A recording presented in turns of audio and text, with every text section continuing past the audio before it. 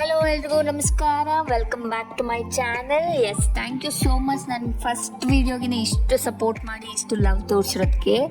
ಹಾಗೆ ಸಪೋರ್ಟ್ ಮಾಡ್ತೀರಿ, ಲೈಕ್ ಮಾಡ್ತೀರಿ, ಶೇರ್ ಮಾಡ್ತೀರಿ, ಕಮೆಂಟ್ ಮಾಡ್ತೀರಿ. ಸೊ ಇದೇ ಖುಷಿಗೆ ನಾನು ಮತ್ತೊಂದು ವೀಡಿಯೋ ಜೊತೆ ಬಂದಿದ್ದೀನಿ. ಅದೇನಪ್ಪ ಅಂದರೆ every day office wear makeup ಅಂತಲೂ ಹೇಳ್ಬೋದು, ಇಲ್ಲ ನೋ ಮೇಕಪ್ ಲುಕ್ ಅಂತಲೂ ಹೇಳ್ಬೋದು.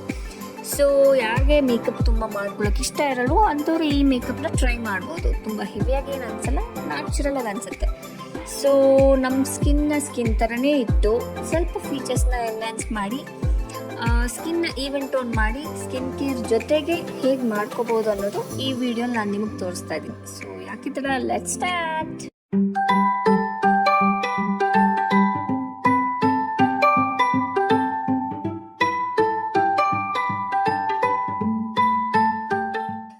ಫಸ್ಟ್ ಸ್ಟೆಪ್ ಬಂದು ಟೋನರ್ ಬಂದು ಲವ್ ಅರ್ಥದ್ದು.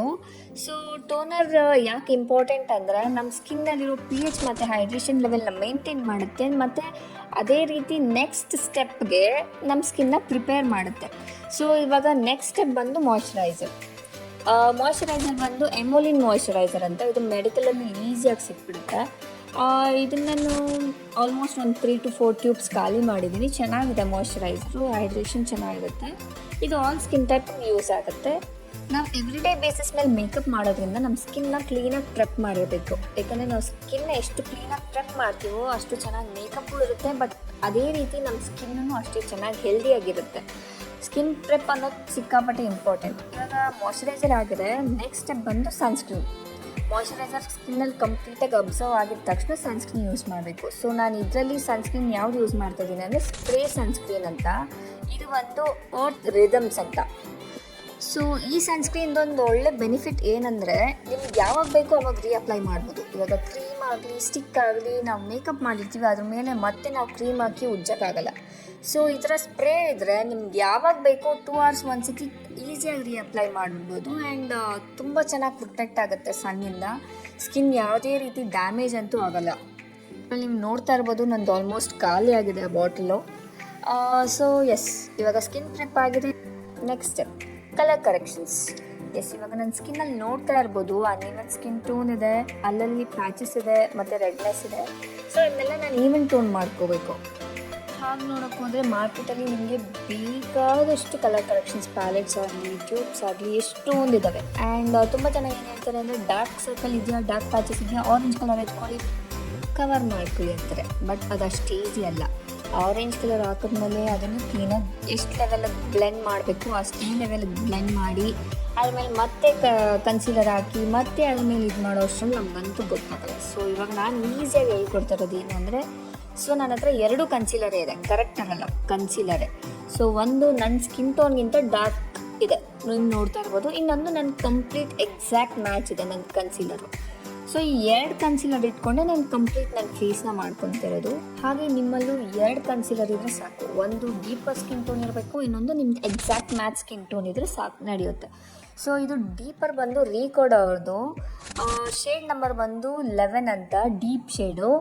ಸೊ ಇದ್ರಲ್ಲಿ ನಾನು ಏನು ಮಾಡ್ತೀನಿ, ನನಗೆ ಎಲ್ಲೆಲ್ಲಿ ಡಾರ್ಕ್ ಅನಿಸುತ್ತೋ ನನ್ನ ಸ್ಕಿನ್ನಲ್ಲಿ ಎಲ್ಲೇ ನಾನು ಅನ್ಈವನ್ ಟೋನ್ ಇದೆಯೋ ಅಲ್ಲೆಲ್ಲ ಸ್ವಲ್ಪ ಸ್ವಲ್ಪ ಹಾಕ್ಕೊತೀನಿ.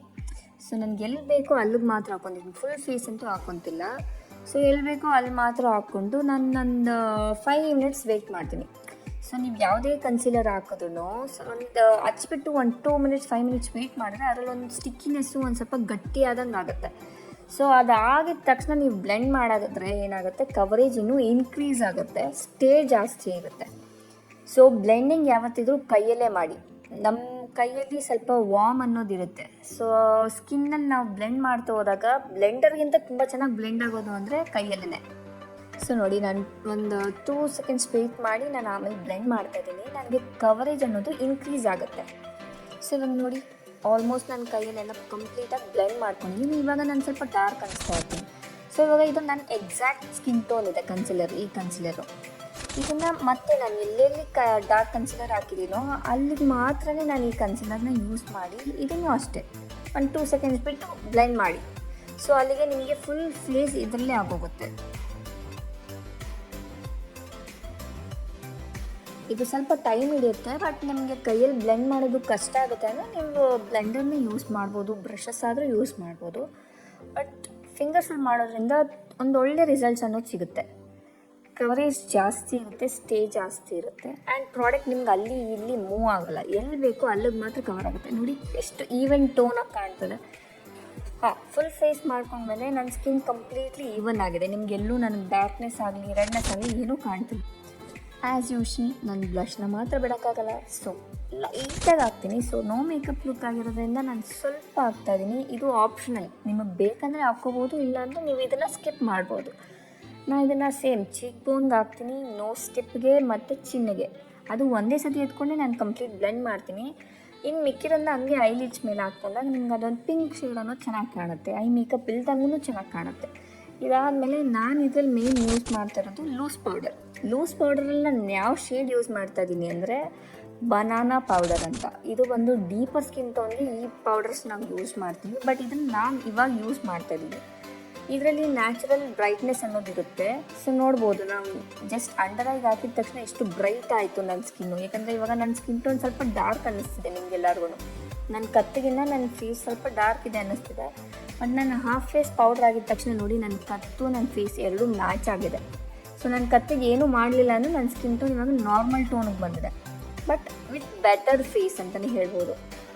ಯಾವುದೇ ರೀತಿ ಪ್ಯಾಚಸ್ ಆಗಲಿ ರೆಡ್ನೆಸ್ ಆಗಲಿ ಅನ್ಇವನ್ ಸ್ಕಿನ್ ಟೋನ್ ಆಗಲಿ ಏನೂ ಕಾಣ್ದಂಗೆ ಒಂದು ನ್ಯಾಚುರಲ್ ಫೇಸ್ ಥರ ಕಾಣುತ್ತೆ. ಪೌಡರಿಂಗ್ ಮುಗ್ದಿದೆ. ಇವಾಗ ನೆಕ್ಸ್ಟ್ ಐಬ್ರೋ ಐಬ್ರೋಸ್ ಫಿಲ್ ಮಾಡೋರು ಫಿಲ್ ಮಾಡ್ಕೋಬೋದು, ಬೇಡ ಅನ್ನೋರು ಸ್ಕಿಪ್ ಮಾಡ್ಬೋದು. ಸೊ ನಾನು ನನಗೆ ಐಬ್ರೋಸ್ ತಿಕ್ಕಾಗೆ ಇರೋದ್ರಿಂದ ನಾನೇನು ಫಿಲ್ ಮಾಡೋಕ್ಕೆ ಹೋಗಲ್ಲ. ಬಟ್ ನನಗೆ ಲೆಫ್ಟ್ ಸೈಡ್ ಐಬ್ರೋಸ್ ಮಾತ್ರ ಒಂಚೂರು ಕಾರ್ನರಲ್ಲಿ ನನಗೆ ಗ್ಯಾಪ್ ಅನ್ನಿಸುತ್ತೆ. ಈ ಕಡೆದು ರೈಟ್ ಸೈಡ್ದು ಕರೆಕ್ಟಾಗಿದೆ, ಬಟ್ ಲೆಫ್ಟ್ ಸೈಡ್ ಕಾರ್ನರಲ್ಲಿ ಮಾತ್ರ ಸ್ವಲ್ಪ ನನಗೆ ಫಿಲ್ ಮಾಡ್ಕೋಬೇಕು ಅನಿಸುತ್ತೆ. ನಾನು ಫಿಲ್ ಮಾಡ್ಕೊತಾ ಇದ್ದೀನಿ. ಇದು ಮಾಡ್ಕೊಳ್ಳೋರು ಮಾಡ್ಕೋಬೋದು, ಇಲ್ಲಾಂದರೆ ಇದನ್ನು ಸ್ಕಿಪ್ ಮಾಡ್ಬೋದು. ಸೊ ಲೈಟಾಗಿ ನಾನು ಇದು ಬಂದು ಪ್ಯಾಲೆಟ್ ಬಂದು ಪ್ಯಾಕ್ ಅವ್ರದ್ದು. ಇದು ತುಂಬ ಚೆನ್ನಾಗಿದೆ ಪಿಗ್ಮೆಂಟು. ಸೊ ನೋಡಿ ಇವಾಗ ಈವನ್ ಆಯಿತು ನನಗೆ. ಆ್ಯಂಡ್ ಕೆಲವೊಬ್ಬರಿಗೆ ಐಬ್ರೋಸ್ ತುಂಬ ಚೆನ್ನಾಗಿರುತ್ತೆ, ಲೆಂತ್ ಜಾಸ್ತಿ ಇರುತ್ತೆ. ಅವ್ರದ್ದು ಐಬ್ರೋಸ್ ಈ ಕಾರ್ನರಲ್ಲಿ ಏನಾಗುತ್ತೆ ಫೋಲ್ಡ್ ಆಗ್ತಾ ಬರುತ್ತೆ, ಹೇರ್ಸ್ ಎಲ್ಲ ಕೆಳಗೆ ಬರ್ತಿರುತ್ತೆ. ಅಂಥವ್ರಿಗೆ ಇದು ಐಬ್ರೋ ಜೆಲ್. ಇದು ಒಂದು ಅನಸ್ತೇಶಿಯಾ ಅವ್ರದ್ದು. ಇದೇ ಥರ ಮಾರ್ಕೆಟಲ್ಲಿ ತುಂಬ ವೆರೈಟೀಸ್ ಸಿಗುತ್ತೆ. ಇವಾಗ ಈ ಥರ ಬ್ರಷ್ ಮಾಡಿಕೊಂಡ್ರೆ ಸಾಕು, ಅದು ಅದೇ ಪ್ಲೇಸಲ್ಲೇ ಸ್ಟೇ ಇರುತ್ತೆ. ನೆಕ್ಸ್ಟ್ ಸ್ಟೆಪ್ ಬಂದು ಐಲೈನರ್. ಇದರಲ್ಲಿ ಕಾಜಲ್ ಹಾಕ್ಬೋದು, ಲೈನರ್ ಹಾಕ್ಬೋದು. ನನಗೆ ಲೈನರ್ ಹಾಕೋದೇ ಇಷ್ಟ. ಆ್ಯಂಡ್ ಇದರಲ್ಲಿ ಇವಾಗ ನಾನು ಆಫೀಸ್ ವೇರ್ ಆಗಿರೋದ್ರಿಂದ ತುಂಬ ಡ್ರಮ್ಯಾಟಿಕ್ ಆಗಿ ನಾನೇನು ವಿಂಗ್ ಲೈನರ್ ಆಗಲಿ ತುಂಬ ಬೋಲ್ಡ್ ಲೈನರ್ಸ್ ಆಗಲಿ ಹಾಕ್ಕೊತಿಲ್ಲ. ನಾನು ಕ್ಲಾಸಿಕ್ಕಾಗಿ ಲೈನರ್ ಹಾಕ್ತಾಯಿದ್ದೀನಿ. ಸೊ ಕ್ಲಾಸಿಕ್ ಸ್ಟೈಲ್ ಬಂದು ಸಿಂಪಲಾಗಿ ಸಿಂಗಲ್ ಲೈನ್ ಕೊಡ್ತಾರೆ ಅಷ್ಟೇ, ಅದ್ರಲ್ಲಿ ವಿಂಗೆಲ್ಲ ಏನೂ ಬರೋಲ್ಲ. ಸೊ ಆಫೀಸ್ ವೇರ್ ಇರೋದ್ರಿಂದ ಇದು ತುಂಬ ಚೆನ್ನಾಗಿ ಕಾಣುತ್ತೆ ಡೀಸೆಂಟಾಗಿ. ಅದೇ ಥರ ನಾನು 2 ಕಣ್ಣಿಗೂ ಹಾಕ್ಕೊತೀನಿ. ನಾನು ಲಾಸ್ಟ್ ವಿಡಿಯೋಲಿ ಗಿವ್ ಅವೇ ಅನೌನ್ಸ್ ಮಾಡಿದ್ದೆ. ಸೊ ನಾನು ನೆಕ್ಸ್ಟ್ ವಿಡಿಯೋ ಪೋಸ್ಟ್ ಮಾಡಿ ಎಂಡಿಂಗಲ್ಲಿ ನನ್ನ 5 ವಿನ್ನರ್ಸ್ ಯಾರು ಅನ್ನೋದನ್ನ ನಾನು ಅನೌನ್ಸ್ ಮಾಡ್ತೀನಿ. ಹಾಗೆ ನಿಮಗೆ ಇದೇ ಸ್ಪೆಸಿಫಿಕ್ ಲುಕ್ ಏನಾದರೂ ಕಲಿಬೇಕು ಅನ್ನೋದಿತ್ತು ಅಂದರೆ ನನಗೆ ಕಮೆಂಟ್ ಬಾಕ್ಸಲ್ಲಿ ಕಮೆಂಟ್ ಮಾಡಿ, ನಾನು ಅದೇ ರೀತಿ ನಿಮಗೆ ಕ್ರಿಯೇಟ್ ಮಾಡಿ ಏನೇನು ಟಿಪ್ಸು ಟ್ರಿಕ್ಸ್ ಏನೇನಿದೆಯೋ ಅದೆಲ್ಲ ಹೇಳ್ಕೊಡ್ತೀನಿ. Yes, done with eyeliner. ಇವಾಗ ನೆಕ್ಸ್ಟು ಮಸ್ಕರ. ಸೊ ಮಸ್ಕರ ಹಾಕಿದ್ರೆ ಒಂದು ಐಸ್ ಅನ್ನೋದು ಒಂದು ಚೂರು ಎನ್ಹಾನ್ಸ್ ಆಗುತ್ತೆ. ಸೊ ಇದರಲ್ಲಿ ನಾನು ಡಬಲ್ ಸ್ಟೆಪ್ ಏನು ಯೂಸ್ ಮಾಡ್ತಿಲ್ಲ, ಸಿಂಗಲ್ ಲೇಯರ್ನೇ ಹಾಕ್ಕೋತಾ ಇದ್ದೀನಿ. ಸೊ ಸಿಂಗಲ್ ಲೇಯರೇ ನೋಡ್ಬೋದು ಎಷ್ಟು ಲೆಂತ್ ಕೊಡ್ತಾ ಇದೆ ಐಸ್ಗೆ ಅಂತ. ನನಗಂತೂ ಇದು ಸಿಕ್ಕಾಪಟ್ಟೆ ಇಷ್ಟ. ಎಸ್, 2 ಸೈಡ್ ಹಾಕಿದ್ಮೇಲೆ ನನ್ನ ಕಣ್ಣು ನೋಡ್ಬೋದು ಎಷ್ಟು ಚೆನ್ನಾಗಿ ಕಾಣ್ತಿದೆ ಅಂತ. ವಾವಲ್ಲ, ಎಷ್ಟು ಚೆನ್ನಾಗಿ ಕಾಣ್ತಿದೆ. ಸೊ ಕಣ್ಣು ಮೇಲೆ ಎಷ್ಟು ಇಂಪಾರ್ಟೆಂಟೋ ಕಣ್ಣು ಕೆಳಗೂ ಅಷ್ಟೇ ಇಂಪಾರ್ಟೆಂಟ್. ನಿಮ್ಮ ಕಣ್ಣು ಇನ್ನೂ ಎನ್ಹಾನ್ಸ್ ಆಗಿ ಕಾಣಿಸುತ್ತೆ, ಹಾಗೆ ಅಟ್ರಾಕ್ಟಿವ್ ಆಗಿರುತ್ತೆ. Next step lips. Yes, office wear ಇರೋದ್ರಿಂದ ನಾನು ಕಂಪ್ಲೀಟ್ಲಿ ನ್ಯೂಡ್ ಲಿಪ್ಸ್ ನೀಡ್ತಾ ಇದ್ದೀನಿ. ಸೊ ಸೇಮ್ ಪೆನ್ಸಿಲ್ ನಾನು ಲಾಸ್ಟ್ ವಿಡಿಯೋಲಿ ಯೂಸ್ ಮಾಡಿದ್ನಲ್ಲ, ಮಾರ್ಸ್ ಅವ್ರದ್ದು ಚಾಕೋ ಬಟರ್ ಅಂತ. ಸೊ ಅದನ್ನು ಲೈಟಾಗಿ ಲೈನ್ ಮಾಡ್ಕೊತಾ ಇದ್ದೀನಿ. ತುಂಬ ಹೆವಿಯಾಗಿ ಲೈನ್ ಮಾಡ್ತಿಲ್ಲ, ಶಾರ್ಪಾಗಿ ಲೈನ್ ಮಾಡ್ತಿಲ್ಲ. ಸೊ ಲೈಟಾಗಿ ಮಾಡಿ ಅದನ್ನೇ ಸ್ವಲ್ಪ ಸ್ಮೂತ್ ಔಟ್ ಮಾಡ್ತಾಯಿದ್ದೀನಿ. ನನಗೆ ಅದು ಹಾರ್ಶ್ ಲೈನ್ ಅನ್ನೋದು ಬೇಡ. ಸೊ ಸ್ಮೂತ್ ಔಟ್ ಮಾಡಿ, ಇದು ಕೂಡ ಮಾರ್ಸ್ ಅವ್ರದ್ದೇ. ಇದ್ರ ಶೇಡ್ಸ್ ಎಲ್ಲ ನಾನು ಮೆನ್ಷನ್ ಮಾಡ್ತೀನಿ. ಇದು ಬಂದು ಒಂಥರ ಆರೆಂಜ್ ಮತ್ತು ಬ್ರೌನ್ ಮಿಕ್ಸ್ ಆಗಿರೋ ಥರ ಇದೆ, ಬಟ್ ನ್ಯೂಡ್ ಅಂತಲೇ ಹೇಳ್ಬೋದು. ಇದನ್ನು ನಾನು ಲೈಟಾಗಿ ಹಚ್ತಾ ಇದ್ದೀನಿ, ಔಟರ್ ಕಾರ್ನರ್ಸ್ ಮಾತ್ರನೇ. Next same lipstick, nude lipstick. ಇದನ್ನು ನಾನು ಲಾಸ್ಟ್ ವೀಡಿಯೋಲಿ ಯೂಸ್ ಮಾಡಿದ್ದೆ, ನನಗೆ ಸಿಕ್ಕಾಪಟ್ಟೆ ಇಷ್ಟ ಇದು. ಸೊ ಅದನ್ನೇ ಮತ್ತೆ ಯೂಸ್ ಮಾಡ್ತಿರೋದು. ಸೊ ಒಳಗೆ ಮಾತ್ರ ಯೂಸ್ ಮಾಡ್ತೀನಿ, ಇನ್ನರ್ ಪಾರ್ಟ್ ಮಾತ್ರನೇ, ಫುಲ್ ಔಟರ್ ಇಲ್ಲ, ಇನ್ನರ್ ಮಾತ್ರ ಹಚ್ಬಿಟ್ಟು ನಾನು ಅದನ್ನು ಕ್ಲೀನಾಗಿ ಬ್ಲೆಂಡ್ ಮಾಡ್ತೀನಿ. ಸೊ ಅಲ್ಲಿಗೆ ನಿಮ್ಗೆ ಆ ನ್ಯೂಡ್ ಲಿಪ್ಸ್ ಅನ್ನೋದು ಕಾಣಿಸುತ್ತೆ. ಕಂಪ್ಲೀಟಾಗಿ ನ್ಯೂಡ್ ಲಿಪ್ಸ್ ಮಾಡ್ಕೊಳ್ಳೋದಕ್ಕಿಂತ ನನಗೆ ಈ ಥರ ಲಿಪ್ಸ್ ಮಾಡ್ಕೊಳ್ಳೋದು ಇಷ್ಟ ಆಗುತ್ತೆ. ಕಂಪ್ಲೀಟ್ಲಿ ನ್ಯೂಡ್ ಲಿಪ್ಸ್ ಮಾಡಿಬಿಟ್ರೆ ಲಿಪ್ಸೇ ಇಲ್ವೇನೋ ಅನಿಸುತ್ತೆ.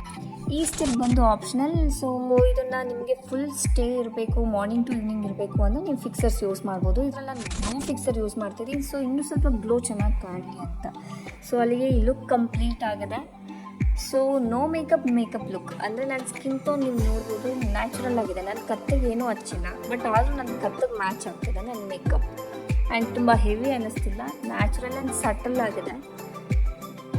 ಸೊ ಇಷ್ಟ ಆಗಿದೆ ಅಂದ್ಕೊತೀನಿ ಈ ಲುಕ್ ಕೂಡ. ಇಷ್ಟ ಆಗಿದ್ರೆ ಲೈಕ್ ಮಾಡಿ, ಸಬ್ಸ್ಕ್ರೈಬ್ ಮಾಡಿ, ಕಮೆಂಟ್ ಮಾಡಿ ಆ್ಯಂಡ್ ಶೇರ್ ಮಾಡಿ ನಿಮ್ಮ ಫ್ರೆಂಡ್ಸ್ ಆ್ಯಂಡ್ ಫ್ಯಾಮಿಲಿ ಜೊತೆ. Thank you so much. And ಆದಷ್ಟು ಈ ಲುಕ್ನ ಕ್ರಿಯೇಟ್ ಮಾಡೋಕ್ಕೆ ಟ್ರೈ ಮಾಡಿ.